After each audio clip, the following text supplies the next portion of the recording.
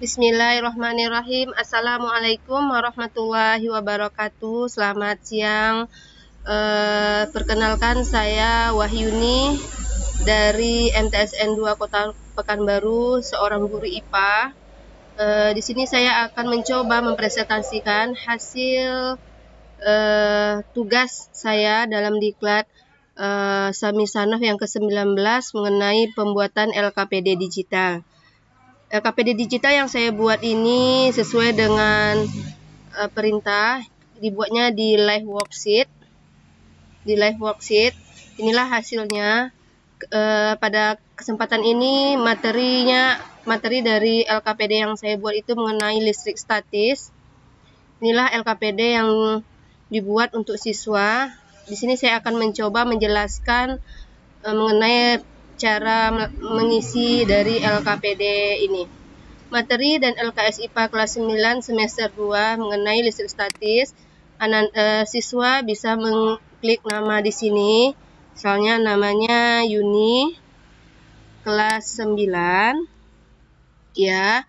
Nah, dengan begitu siswa sudah bisa mengisi data.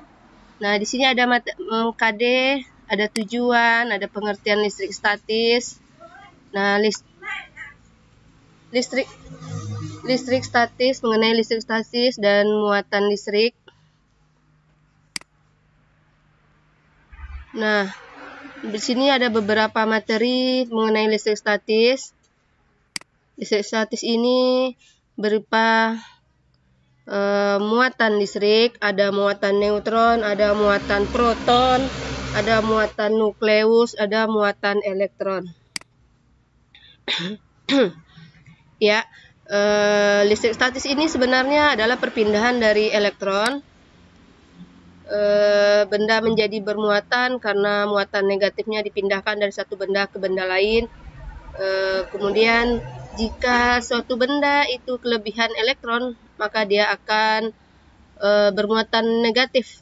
Kalau dia kekurangan elektron, dia akan bermuatan positif. Ya, ini contohnya penggaris yang digosok-gosok dengan kain wol, kemudian penggaris tersebut mampu menarik kertas yang sudah disobek-sobek kecil karena elektron yang dari kain wol berpindah ke penggaris plastik, sehingga penggaris plastik bermuatan elektron, sehingga kertas yang disobek-sobek kecil tertarik oleh penggaris plastik yang bermuatan negatif. Ya.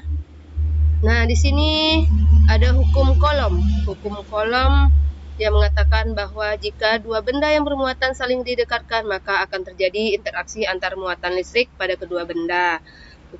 Rumus hukum kolom F sama dengan K Q1 Q2 per R kuadrat.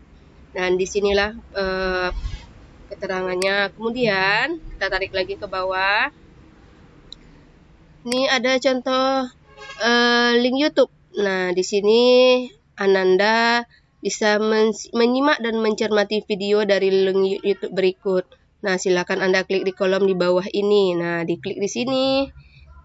Diklik di sini. Halo teman-teman, jumpa lagi bersama kakak di channel Guru Les. Nah, pada video kali ini kita akan belajar tentang pelajaran listrik statis. Kita akan belajar tentang pengenalan dari listrik statis.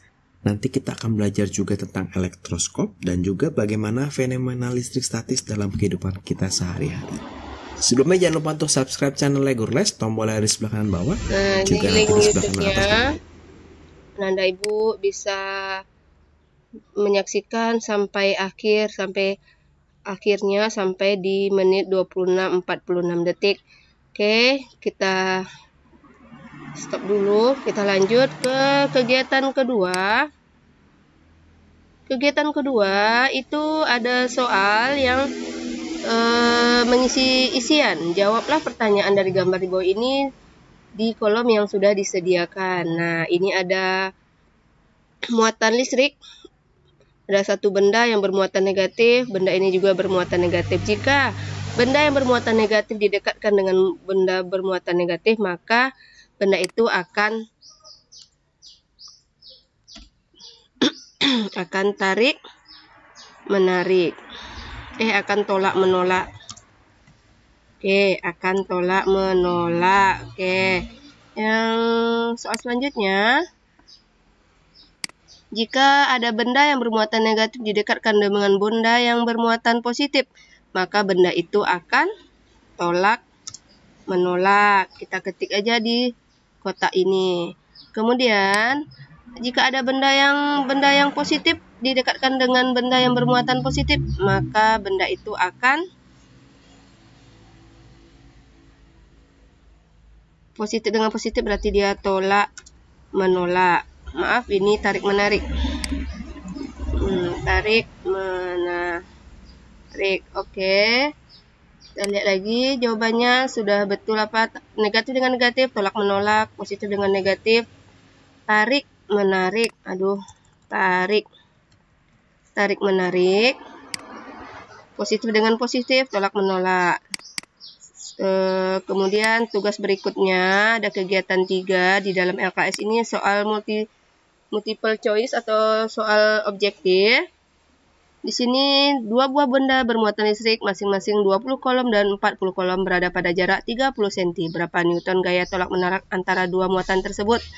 Nah, setelah dicari melalui rumus F sama dengan K Q1 Q2 per R kuadrat, ternyata jawabannya adalah kita klik BCD, kita klik di A. Jawabannya, benda yang kekurangan elektron akan bermuatan positif, negatif, netral, atau bermuatan neutron. Kalau kekurangan elektron berarti dia bermuatan positif. Kita klik yang A. Sebuah benda akan bermuatan positif bila kelebihan kalau dia positif berarti dia kelebihan atau kekurangan elektron, ya kan? Sebuah benda akan bermuatan positif bila kekurangan elektron. Jadi kekurangan elektron berarti positifnya bertambah. Kemudian kegiatan 4. Di sini ada soal drag and drop. Silahkan isi kolom yang kosong dengan mendrag kata-kata yang di bawah ke tempat yang benar sehingga menjadi data yang benar. Berikut adalah tabel benda-benda yang bermuatan listrik karena digosok dengan benda lain. Di sini ada benda plastik, ada ebonit, ada kaca, ada sisir. Nah, masing-masing benda ini digosokkan. Plastik digosok dengan kain wol, maka muatan listriknya akan menjadi negatif. Jadi negatif ya. Sini, ebonit jika dikait dengan kain wol, dia akan bermuatan negatif lagi. Kaca kain sutra dia akan jadi positif. Sisir dengan rambut dia akan jadi negatif. Nah, kita mendrag dan drag and drop, menarik kotak. Oke, itu soal mengenai drag and drop. Kemudian, udah habis. Kemudian setelah anak menyelesaikan jawaban, sudah membaca materi, sudah mencermati link video dari YouTube yang disediakan tadi, kemudian mengerjakan semua tugas yang sudah disediakan di LKPD, kemudian siswa bisa melihat hasil dari tugasnya berapa nilainya. Nah, kemudian dikliklah ini finish, klik finish. Nah, kalau ini check my answer, ini dia hanya melihat berapa nilainya, atau dia ingin siswa ingin mengirimkan nilainya, maka kirimlah ke lewat email. Atau kalau ini cukup, kalau dengan check my answer dia mengetahui berapa nilainya dan siswa bisa screenshot saja nilainya dan dikirim ke gurunya melalui WA atau Telegram. Nah, di sini saya pilih saja check my answer. Sudah klik check my answer, kita lihat halaman paling atas. Nah, dan ternyata inilah nilainya, 8/10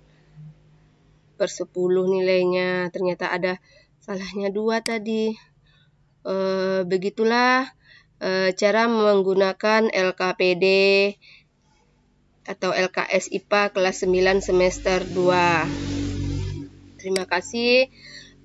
Semoga hasil tugas ini bisa membuat saya pribadi menjadi lebih giat lagi untuk lebih belajar. Selama pandemi ini kita butuh karya-karya yang inovatif.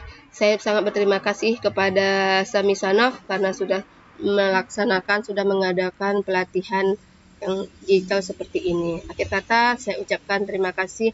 Assalamualaikum warahmatullahi wabarakatuh.